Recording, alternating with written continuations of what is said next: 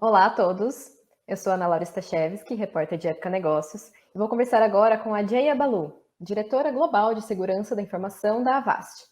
Jaya Balu atua na área de segurança cibernética há 20 anos e integra a lista dos 100 maiores influenciadores de segurança digital do mundo. Também foi eleita uma das 50 mulheres mais inspiradoras da Holanda pela Inspiring 50, uma organização sem fins lucrativos que busca aumentar a diversidade na área de tecnologia. Nossa conversa será em inglês, com tradução simultânea para português. Se você está nos assistindo pela plataforma do FICE, pode optar entre o áudio original ou pela tradução nos botões aqui na tela. Também temos transmissão com o áudio original em inglês nos canais de Época Negócios e Pequenas Empresas e Grandes Negócios no YouTube. Obrigada por estar conosco hoje, é um grande prazer. Muito obrigada pelo por estar convite. aqui comigo. Gostaria de discutir inicialmente sobre os riscos e tudo que veio com a pandemia e digitalização global. 1 ano e meio depois, o que mudou? Como que você avalia a comunidade de business em ação? engraçado, porque tem sido tudo muito louco nesses últimos 1 ou 2 anos, desde que a pandemia começou. Primeiro, porque nós não estávamos preparados, nós não estávamos prontos para trabalhar dessa forma, porque nós sempre íamos para um escritório, tudo acontecia lá, e aí mover toda essa estrutura para fora de lá para poder trabalhar, a gente sempre se sentiu muito seguro dentro de casa e de repente nós, vemos agora hospitais e outros lugares bem vulneráveis a ataques. E muitos ataques acontecendo em todos os lugares do mundo e pessoas tentando, se envolver para tentar resolver todos esses problemas. E infelizmente, embora nós tenhamos conseguido lidar com tudo isso e com todo o nosso esforço e nos conseguimos, ficar conectados, ainda aumentou muito a quantidade de ataques cibernéticos e de ransomware. E mais do que todo o tempo em nossa história. Ataques enormes nos Estados Unidos, como o Colonial Pipe, e também, toda uma rede de estrutura de gás foi fechada nos Estados Unidos por conta disso, e muitos problemas geopolíticos acontecendo, porque os ataques foram acontecendo. E é cada vez mais comum ouvir de empresas que estão sendo afetadas por cyberataques.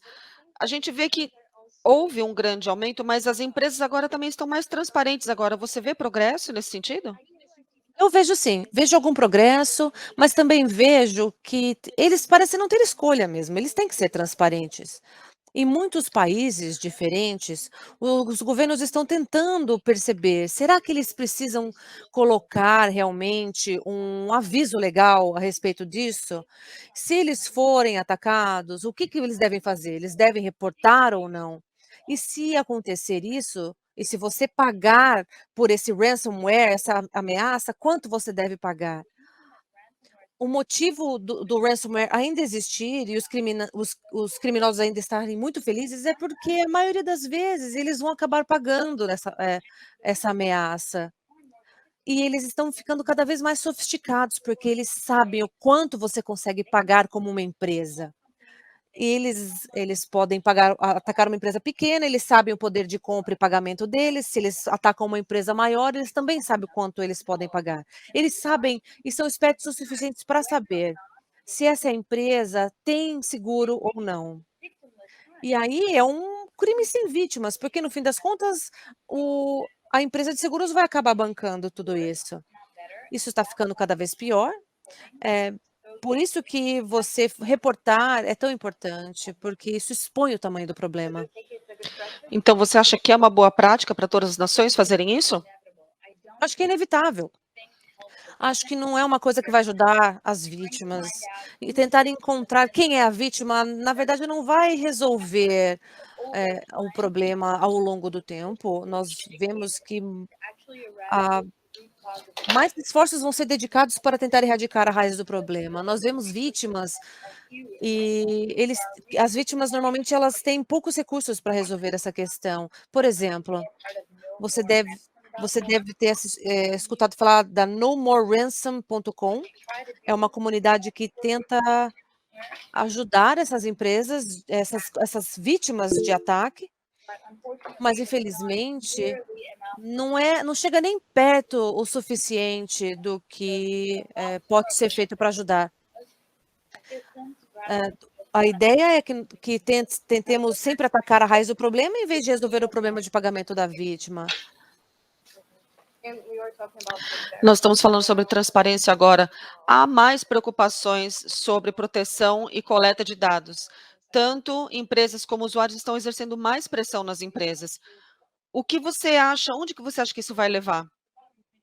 Eu acho que, no fim das contas, nós queremos saber se as empresas estão sendo proativas com relação à sua segurança de informação, especialmente quando a informação que eles estão tentando manter como privada, mantém-se privada. Não existe mais do que donos temporários de dados nesses casos.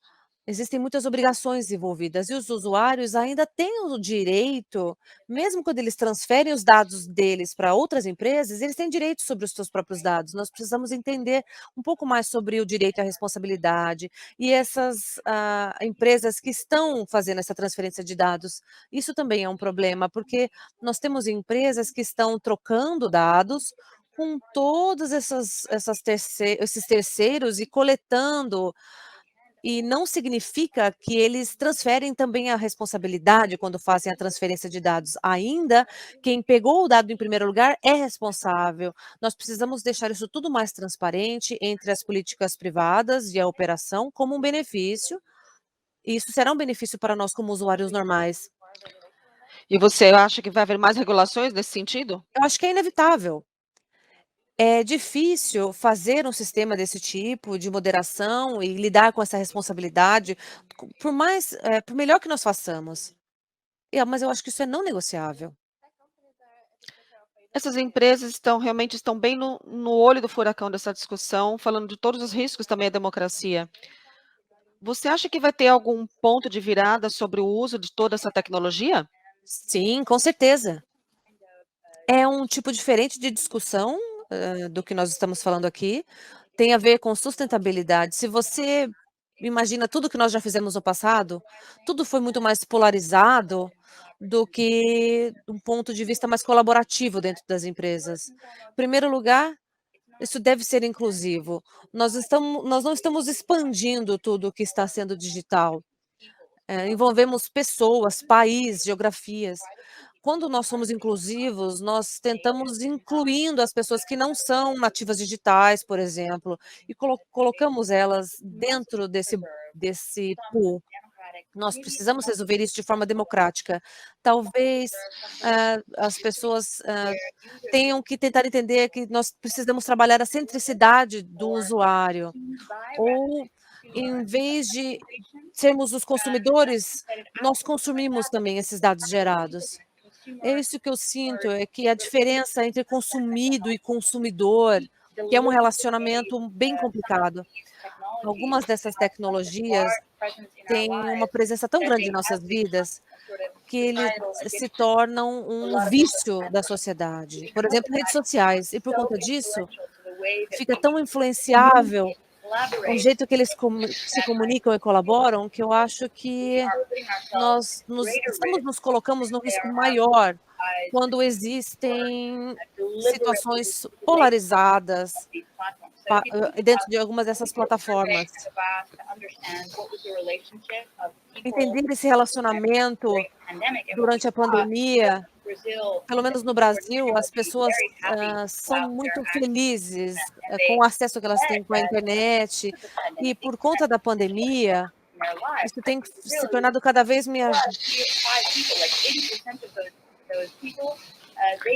Porque a Que as internet internets ajudam eles. Esse é um número muito alto. Então, eu acredito que a tecnologia existente hoje permite que tenha essa conexão e deveria ser como se fosse um benefício, de maneira geral, para todos eles, e não realmente algo impeditivo. Os brasileiros do nosso estudo, eles encontram de uma maneira mais tolerável. Em 60% eles estão aprendendo novas coisas Mas, porém, 78% das pessoas no Brasil ainda têm medo de fazer as coisas online, porque eles têm medo de problema de privacidade ou segurança de comprar alguma coisa online, eles têm preocupação de utilizar uma Wi-Fi aberta. Então, eu acho que a gente precisa entender como que a gente lida com esses problemas, porque ninguém se sente de fato livre online, a não ser que você tenha a sua privacidade e liberdade de expressão preservados. Você acha que o ambiente hoje nos permite que a gente tenha essa liberdade? Então, o que a gente pode fazer para manter isso? Eu acho que isso é uma discussão muito grande. Eu não acho que é sempre assim. O motivo principal é porque existe a privacidade e, por exemplo, a comunicação que você tem, ela é entre você e as pessoas com quem você quer se comunicar. Nós sabemos como funciona. Nós sabemos que existe uma vigilância alta e que verifica tudo o que está acontecendo, e essa abordagem de vigilância é o que ocorre. Usando, por exemplo, o Pegasus, o malware Pegasus, para atacar indivíduos. Macron foi atacado, a Macron. E esse tipo de coisa, esse tipo de espionagem, são coisas que atacam governos e atacam empresas. E até o seu namorado consegue fazer uma coisa assim. Essa coisa de você seguir as pessoas online, esse stalkeamento, isso acontece com o público em geral. Quando você trata com esse problema de modo maior ou num âmbito menor, ele acontece da mesma forma. Você deve imaginar que existem vários tipos de spyware, mas você não imagina que até você pode ser atacado. Não só o seu ex-marido pode atacar você, seu ex-namorado, seu amigo, seu namorado, seu colega de escola, seu professor, não importa. Todo mundo está sujeito, todo mundo também pode fazer. Todo mundo está vulnerável online. Como que a gente pode começar a remodelar as empresas nesse ambiente digital para a gente realmente lidar com isso? Eu concordo. Eu acho que a gente pode, todo mundo fazer a nossa parte, e tudo começa assim. Se você tem um ambiente, uma empresa orientada para o digital, ou você trabalha com aplicativo, alguma coisa que você produz online, você precisa dessa tecnologia, ou você é uma telecom, você tem algumas coisas que você precisa fazer para garantir a segurança dessa perspectiva. Se vai além disso, não é só a empresa digital. Tem a ver com empresas que fabricam qualquer coisa. Hoje, tem empresas que não conseguem fazer algumas coisas sem um componente digital no seu ambiente de trabalho. E eles precisam até mesmo para trabalhar dentro dos seus próprios escritórios. Tudo isso é protegido também. Nós precisamos fazer as duas coisas. Em todos esses setores, nós precisamos atingir um nível de maturidade que ajude a sociedade e também as empresas. Toda empresa tem esse risco. Nenhuma empresa, mesmo que esteja fazendo todo o processo de mitigação de riscos, passa em branco. Não estou dizendo que nós precisemos trabalhar um pouco mais na força dessa legislação somente. Existe muito mais coisa. Existem coisas que você poderia fazer. Eu acho que é isso que nós precisamos entender. Quais são as condições que existem aí para que nós consigamos atingir a segurança? Não é só responsabilidade de um dos lados. Uma das práticas que você comentou de ficar para trás, então, as plataformas digitais hoje competem pelo tempo e pela atenção do usuário. É fácil, na verdade, não é fácil de você manter uma relação saudável. Olha, eu tenho que ser honesta contigo. Eu estou online o tempo todo, seja no Twitter, olhando notícias, verificando o Instagram. E também lojas de imóveis, olha, é de tudo. Eu acho que é parte de sermos humanos, conectar e colaborar. É isso. Eu acho que a gente precisa tentar colocar fronteiras, limites, porque isso está moldando a sociedade para o futuro. e como é que algumas coisas existem e não necessariamente elas estão online. Existem coisas que nós precisamos entender com relação à sociedade, conforme a sociedade, como, por exemplo, o discurso de ódio e como isso acontece. Existem algumas coisas muito importantes que moldam o que é viver em sociedade e em democracia. Então, é claro, nós queremos a liberdade de expressão, mas nós não queremos as violências e as agressões. Eu acho que isso é muito importante. Quando você passa muito tempo ali e você não está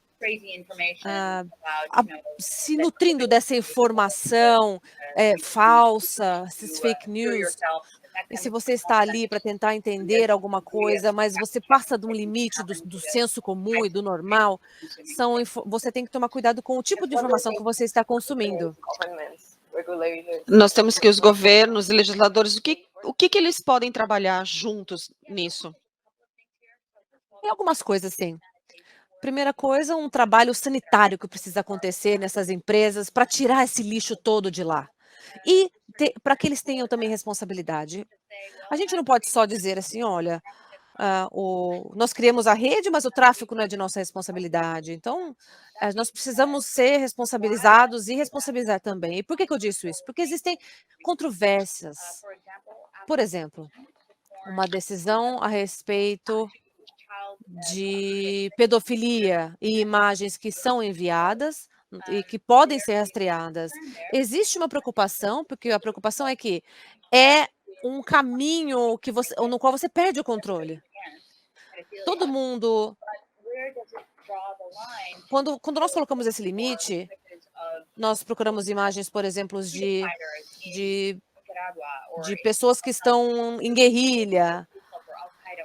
Olha, quando você começa a procurar, as coisas elas perdem um pouco o controle. Você precisa saber como olhar esse sistema e tentar entender como é que eles funcionam. É aí que nós precisar ter um pouco de controle social, que é desejável, ético, para nós podermos realmente trabalhar nessa vigilância, para conseguir fazer uma vigilância mais em massa. Os modelos de business, será que eles não precisam ser repensados para ter um modelo digital? Com certeza. E o motivo é porque um tempo atrás, havia uma comunidade que achava que os dados eram a mina de ouro. Todos esses dados estão aí, mas não estão protegidos, as pessoas não protegem os dados. E isso traz um impacto muito grande, porque nós não sabe o que está sendo exposto a seu respeito, a respeito da empresa, e o controle sobre tudo isso. Mesmo com o ransomware, as pessoas consomem muitas coisas e você acha que a sua informação está encriptada, mas ela não está. E aí, em algum momento, eles pegam toda essa informação que já conseguiram de você e disponibilizam para o público. É isso que as pessoas fazem. E aí, muitas vezes, as pessoas não pagam e as informações são realmente disponibilizadas. É claro, pagar o ransom não é o importante, mas nós precisamos tentar entender por que as pessoas pagam, porque mesmo pagando, a ética não vai estar presente nessa transação e ainda assim a informação vai ser disponibilizada. Não tem nenhuma garantia de que a pessoa que jogou o ransomware para você vai realmente se desfazer dos dados se você pagar.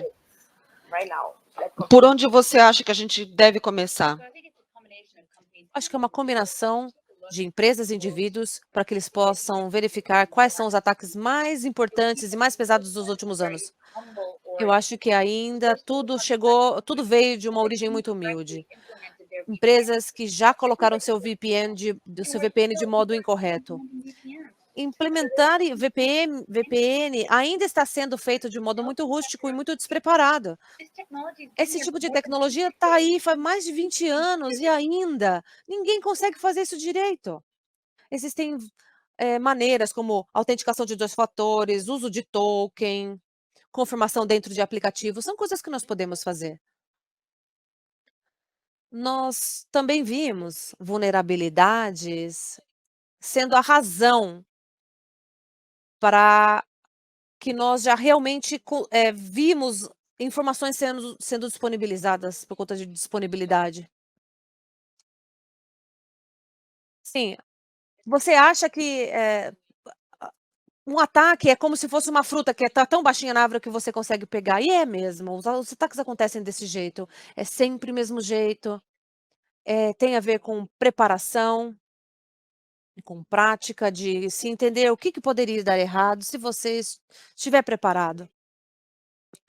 É muito mais fácil para você conseguir ter um bom resultado. O foco é você tentar não conseguir ser hackeado, mas claro, também saber como se preparar para responder para isso. Isso é resiliência digital e cibernética. Quais são as oportunidades para empresas, profissionais, empreendedores que estejam interessados em participar dessa mudança? O que você recomenda para eles? Ah, tem tanta coisa. Existe uma tonelada de coisas acontecendo online e muita coisa legal, de verdade. É um lugar onde acontece muito potencial inovador. Existem empresas que estão trabalhando com soluções de segurança digital. Existem produtos competitivos sendo lançados no mercado.